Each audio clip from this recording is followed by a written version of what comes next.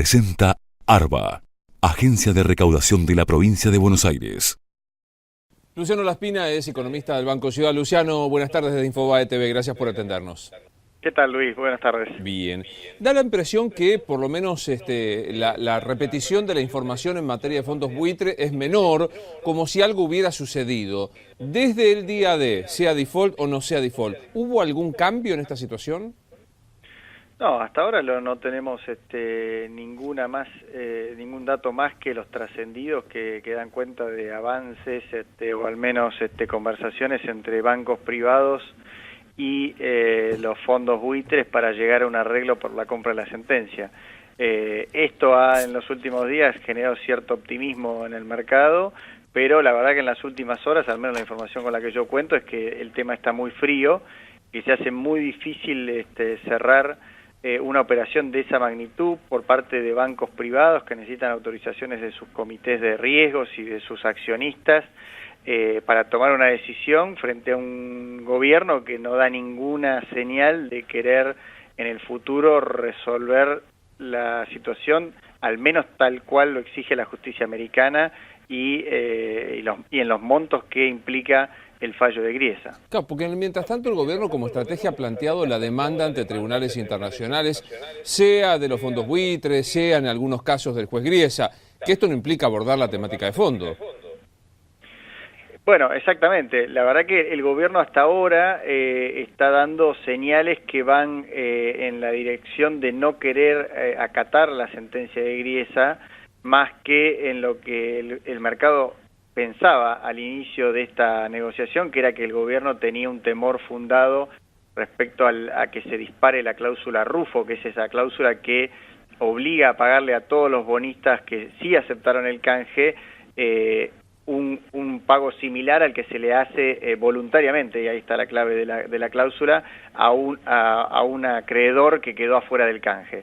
El gobierno durante muchos días agitó este fantasma, pero ahora el discurso ha empezado a mutar hacia una situación de injusticia respecto a la sentencia, respecto a la inseguridad jurídica, como ha dicho el ministro Kicillof en los Estados Unidos, y eso de alguna forma da señales a los inversores de que el gobierno está dudando qué hacer a partir de enero del 2015, cuando caiga la cláusula Rufo y el gobierno tenga las manos desatadas para poder cumplir la sentencia sin ningún riesgo de que se dispare esta cláusula.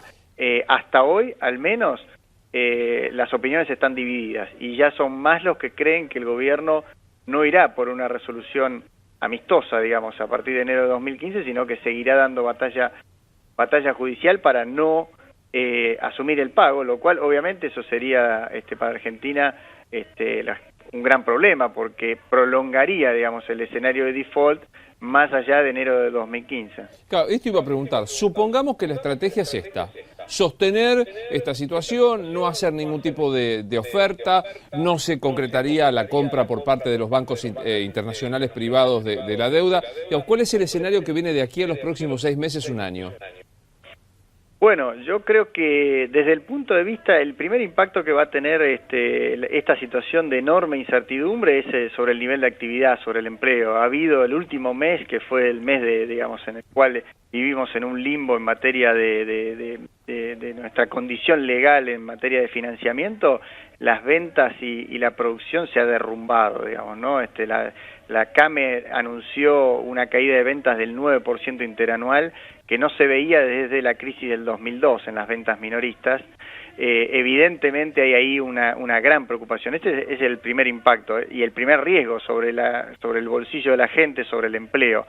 El segundo riesgo no menor es que se presenten los bonistas que no cobraron, digamos, y pidan lo que se llama aceleración de los bonos, que es básicamente exigir lo que son pagos futuros de capital, digamos, por ejemplo, $100 que iban a vencer el año 2038 se hacen exigibles hoy mismo, y eso lo que hace es obligar a Argentina el próximo año o el próximo gobierno a una nueva reestructuración. En la práctica implicaría que se derrumba todo el canje de 2005 y 2010 y prácticamente volvemos a foja cero. Esto sería un desorden y un problema que además generaría un riesgo adicional de que aparezcan nuevos buitres, incluso los mismos que ahora están pidiendo el cumplimiento de la sentencia, no aceptando futuras reestructuraciones y litigando, lo cual nos dejaría en un doble problema. Entonces, Argentina ha entrado en un territorio inexplorado que abre enormes interrogantes y con unos riesgos tremendos, y acá la pregunta es si lo ha hecho para evitar el riesgo de la cláusula Rufo o porque el gobierno ha tomado la decisión política de no acatar el fallo de Griesa. En términos también de la economía doméstica, me parece que hay un fenómeno que recién vos mencionabas, que es el tema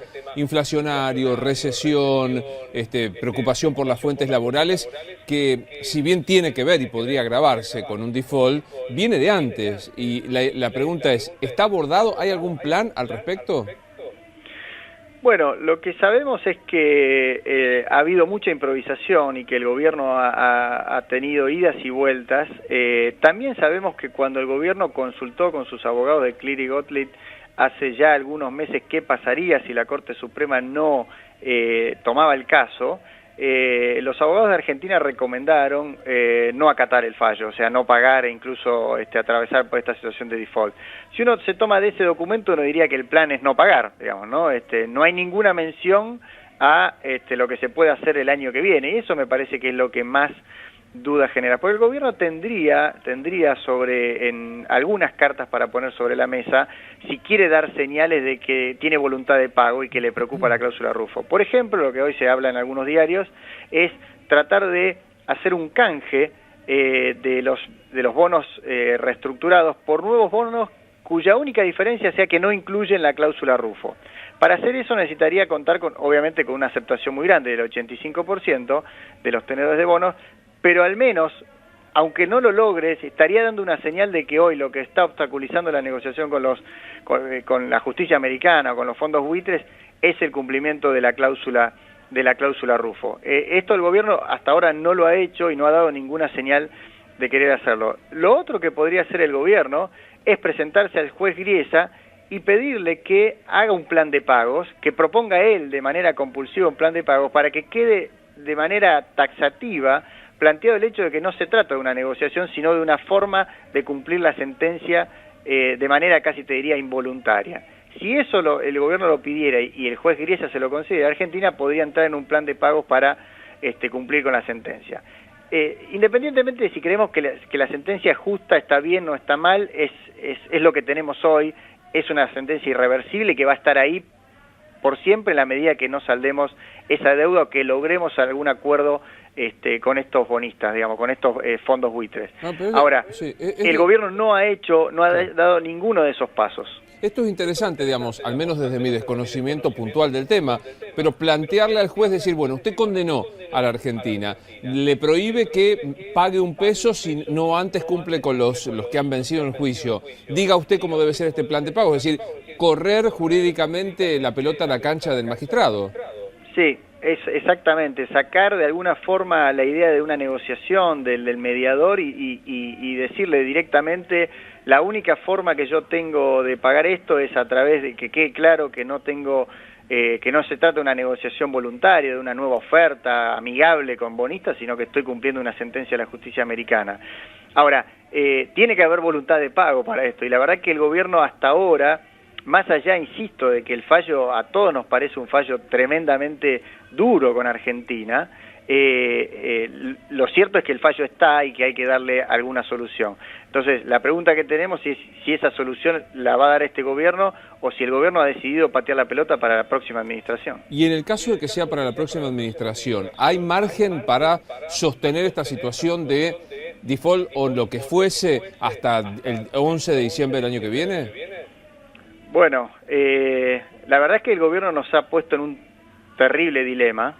Nos ha puesto contra una pared, tenemos la cláusula Rufo y del otro lado tenemos los riesgos de default, bueno, ya el riesgo no, digamos, el evento de default, la aceleración de los bonos, lo cual hace muy difícil toda la situación. Yo creo que si el limbo en el cual está Argentina se prolonga demasiado, los riesgos de que se presenten bonistas acelerando los bonos y que se caiga toda la reestructuración son enormes. Y diría, a medida que va pasando el tiempo son cada vez más grandes, ¿no?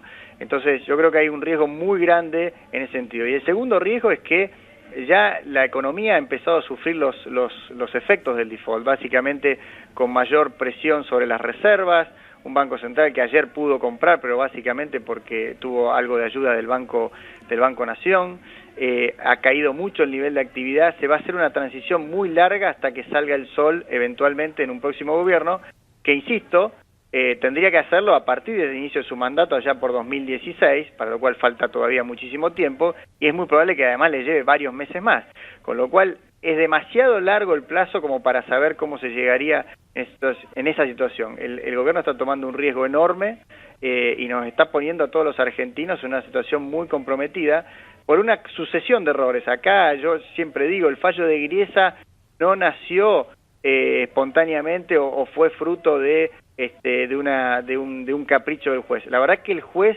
han sido una sucesión de errores de la gestión del gobierno, de sus abogados, que han desafiado al juez en distintas instancias y que en ningún momento mostraron vocación de cerrar el tema, y eso llevó en alguna forma a extremar las medidas por parte del juez y ponernos a los argentinos en una situación francamente complicada. Vuelvo a la economía bien doméstica, la de todos los días. ¿Qué pauta crees estamos transitando hoy día respecto de la cuestión inflacionaria anualizada?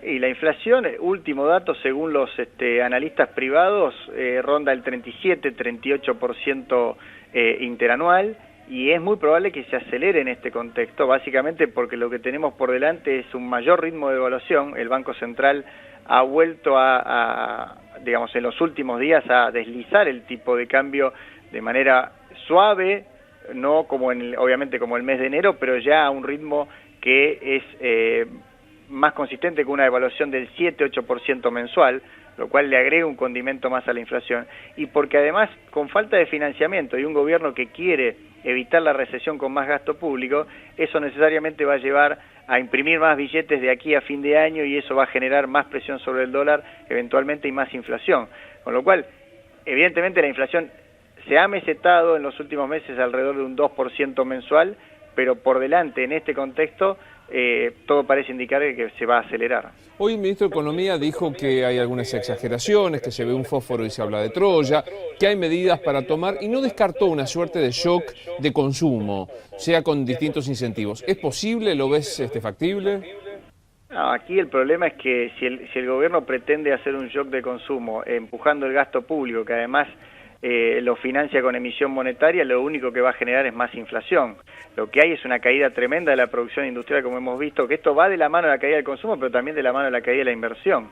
Empujando la demanda únicamente sin que haya reacción del lado de la producción ante un escenario en el cual la inversión se desmorona, porque no se sabe qué va a pasar en los próximos 6 meses, es muy difícil que el gobierno logre mucho éxito o que logre eventualmente una recuperación efímera, pero con mucho costo en términos de inflación. Aquí el gobierno me parece que el que está jugando con fuego, si lo que transmite es que va a aumentar el gasto público y que va a emitir más pesos para financiarse, porque hoy no tiene otra fuente de financiamiento que no sea el Banco Central, lo que le está diciendo al mercado de alguna forma es que en el futuro va a haber más inflación y más devaluación, y eso sería una pésima estrategia. Última consulta, en lo personal estás al borde de asumir la Diputación por Santa Fe, ¿verdad? Si en el caso que Miguel del Cel, como lo ha anunciado, renuncie, que esto será eventualmente cuando el año próximo no pueda cumplir con su tarea de legislativa, si al mismo tiempo está haciendo la campaña electoral, lo cual me parece bastante razonable, digámoslo. Sí. En ese caso estoy, digamos, en la línea de sucesión y debería asumir como diputado nacional, así es, Luis. Es decir, que todavía no es un hecho que del CEL deje la banca.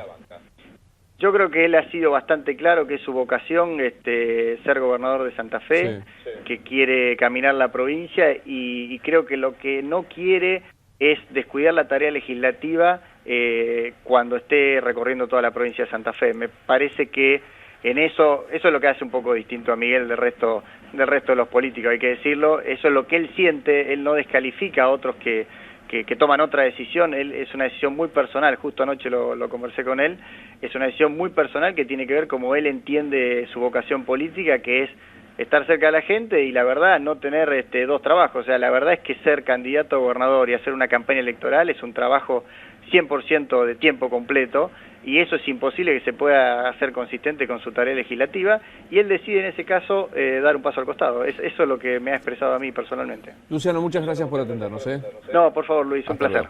Luciano Laspina, economista del Banco Ciudad, a propósito del tema holdouts, el tema económico y, bueno, en este caso, la posibilidad de que sea diputado nacional por la provincia de Santa Fe. Así seguimos. Presentó ARBA, Agencia de Recaudación de la Provincia de Buenos Aires.